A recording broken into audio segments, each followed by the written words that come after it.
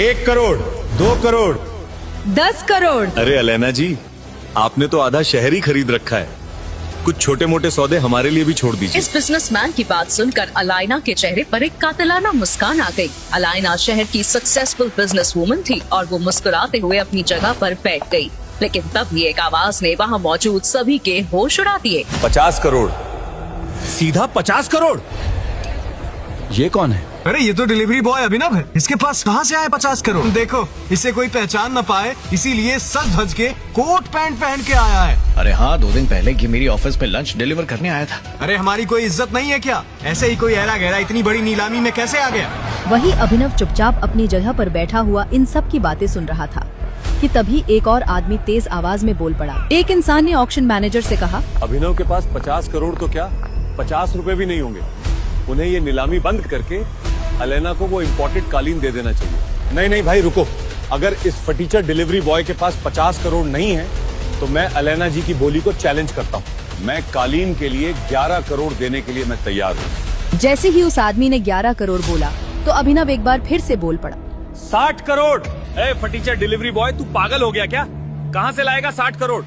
ये नीलामी है, बच्चों का खेल नहीं। यहाँ जो बोला जाता है वो देना भी पड़ता है। ये कहते हुए उस आदमी ने अभिनव को धक्का देना चाहा, लेकिन अभिनव उस जगह पर इतनी दृढ़ता से खड़ा था कि उस धक्के से अभिनव को तो कुछ नहीं हुआ। लेकिन वो आदमी खुद अपनी जगह से 2 कदम पीछे चला गया और फिर अगले ही पल अभिनव ने अपनी जैकेट से एक चेकबुक निकाली और उस पर 60 करोड़ की राशि डालकर साइन करने लगा। उस चेक को भरते हुए वहाँ मौजूद हर इंसान देख रहा था और सब भौचक्के रह गए थे। सभी को लग रहा था कि अभिनव ने अपनी जेल जाने की पूरी तैयारी कर रखी थी। वो धड़ल्ले से चेक पर 60 करोड़ भर रहा है। अभिनव ने चेक पर अमाउंट भरकर वहां मौजूद नीलामी करवा रहे बैंक के मैनेजर को दिया। एक बार को तो मैनेजर को भी यकीन नहीं हो रहा था कि आखिर 3 करोड़ की चीज को ये अभिनव जैसा डिलीवरी बॉय 60 करोड़ में कैसे खरीद रहा है और क्या सच में इसके अकाउंट में 60 करोड़ है भी या नहीं। मैनेजर ने थोड़ी देर तक उस चेक की जांच पड़ताल की और जब उसने ऑनलाइन बैंक अकाउंट में बैलेंस देखा तो उसके होश ही उड़ गए। इसके बाद मैनेजर खड़ा हुआ और माइक पर बोला, ये नीलामी यही समाप्त की जाती है और ये विशेष इम्पोर्टेड कालीन 60 करोड़ रुपए में अभिनव जी को दी जाती है। जैसे ही मैनेजर ने माइक से अनाउंसमेंट किया तो वहाँ बैठे सब लोगों की आंखें फटी की फटी रह गई। सबसे पीछे खड़ी एक बहुत ही खूबसूरत लड़की मिस अलैना, जिन्होंने 10 करोड़ की बोली लगाई थी, उनके पास किसी का कॉल आया। हेलो, वो इम्पोर्टेड कालीन आपको मिल गई? कोई अभिनव करके कोई डिलीवरी बॉय है जिसने 60 करोड़ की बोली लगाई है। मतलब आजकल डिलीवरी वालों के पास इतने पैसे आ गए हैं कि 5 करोड़ की चीज को 60 करोड़ में खरीद रहा है। अलैना जी, ये सब सोचने से पहले एक बार अभिनव की उंगली में देखिए। उसके बाद अलैना ने अपनी आंखें उठाई और जैसे ही उसकी आंखें अभिनव के दाहिने हाथ में पहनी हुई अंगूठी पर गईं, तो वो पूरी तरह से चौंक गई। उसकी आंखें फटी की फटी रह गईं और उसने चौंकते हुए कहा, टाइगर। टाइगर का नाम सुनते ही अलाइना के होश उड़ गए थे। क्या है टाइगर नाम की सच्चाई? कैसे एक डिलीवरी बॉय के अकाउंट में आए 800 करोड़? क्या है अभिनव का राज? अगर वो इतना पावरफुल है तो क्यों रह रहा है दुनिया के सामने डिलीवरी बॉय बनकर? इन सब सवालों ने इंस्पेक्टर का दिमाग घुमा दिया था। ये वीडियो उसे एक अनजान लड़की ने भेजा था, पर इसके पहले 2 अलग अलग जासूसों ने भी इंस्पेक्टर को अभिनव के बारे में कुछ बताया था। उसे पहले जासूस की बताई कहानी याद करने की कोशिश की। रुक जाओ, वो रेस्टोरेंट हम गरीबों के लिए नहीं है अभिनव।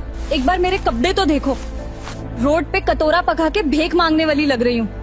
और जरा उस रेस्टोरेंट में खाना खाने वाले अमीरों को देखो, उनमें और हम में जमीन आसमान का फर्क है। नहीं वैभवी, तुम बहुत सुंदर लग रही हो। वैभवी ने आगे कहा कि वो शहर का सबसे महंगा रेस्टोरेंट है, उनकी औकात वहाँ पानी पीने की भी नहीं। अभिनव ने कहा कि उसने वैभवी के जन्मदिन के लिए पहले से ही बचत करके रखी थी। वैभवी ने कहा कि अभिनव ने काफी मेहनत से ये पैसे कमाए थे और वो एक ही दिन में उसे ये सारे पैसे नहीं उड़ाने देगी। अभिनव ने कहा कि वो सब संभाल लेगा। इतना कहकर अभिनव उस मेगा रेस्टोरेंट के अंदर चला गया। वैभवी अभिनव को रोकने के लिए उसके पीछे पीछे भागी और जल्दी जल्दी में एक अमीर आदमी से टकरा गई और उस अमीर आदमी के महंगे सूट पर वाइन गिर गई। Sorry sir. अंधी हो क्या? इस गंवार को अंदर किसने आने दिया? इस सूट की कीमत भी पता है तुझे? 30 लाख का सूट है ये। आई एम सॉरी, मुझसे गलती हो गई, मैं इसी वक्त यहाँ से चली जाती हूँ। तुम्हें क्या लगता है मैं तुम्हें इतनी आसानी से यहाँ से जाने दूंगा?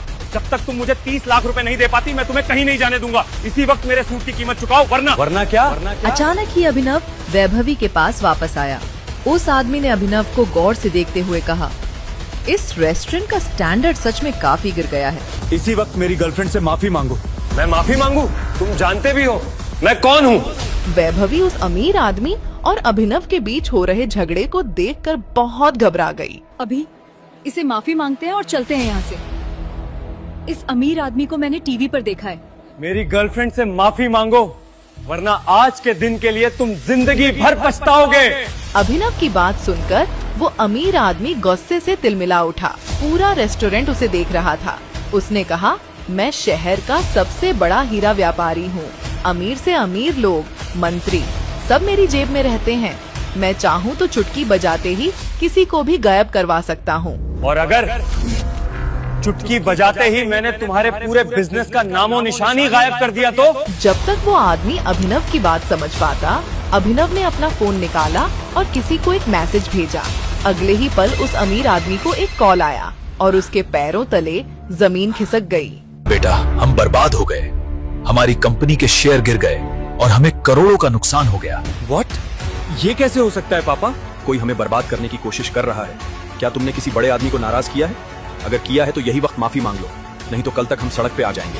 वो अमीर आदमी अभिनव की तरफ मुड़ा और बोला और पूछा, आखिर तुम हो कौन?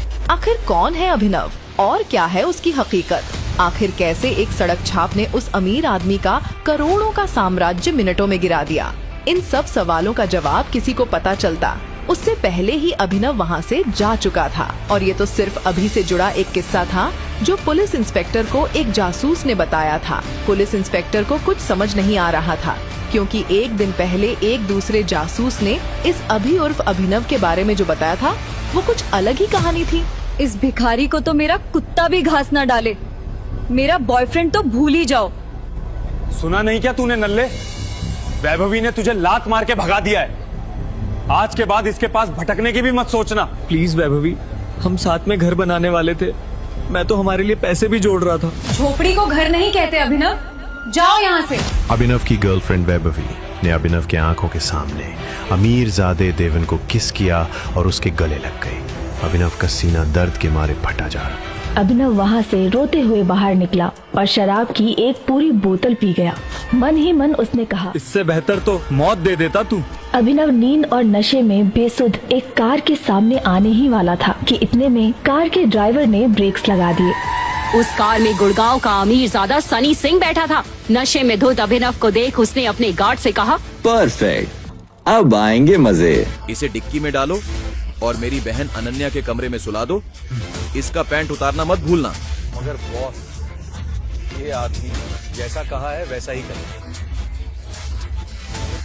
और हाँ, दादाजी को क्या कहना है याद है ना? अभिनव की जब आंख खुली तो उसके चारों ओर बंदूकें ताने आदमी खड़े थे। वो एक आलीशान महल जैसे कमरे में था। उसके बगल में एक कोमल लड़की बैठकर रो रही थी। सामने 6 फीट लंबा चौड़ा आदमी अभिनव को गुस्से में देखते हुए कहा, अनन्या, ये शराबी हरामखोर है तुम्हारी पसंद? दादाजी मेरा यकीन मानिए, मैं नहीं जानती इसे।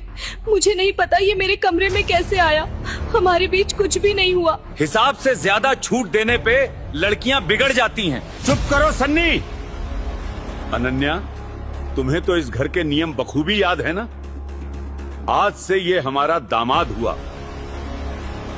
तुमने नियम तोड़े तो तुम्हारे हिस्सों में आई कंपनी सनी के नाम हो जाएगी। इससे ऐसा सुलूक करो कि इसे अपनी हर गलती याद आ जाए। हाथों हाथ जबरदस्ती अभिनव और अनन्या को कोर्ट रजिस्ट्रार के सामने पेश करवा शादी करा दी गई। अभिनव एक मामूली डिलीवरी बॉय, अब सिर पर तनी बंदूकों के सामने वो कुछ भी बोलने की हालत में नहीं था। शादी होते ही दादाजी ने अपने गार्ड से कहा, और आज शाम को इसे अकरम की पार्टी में लेकर आना।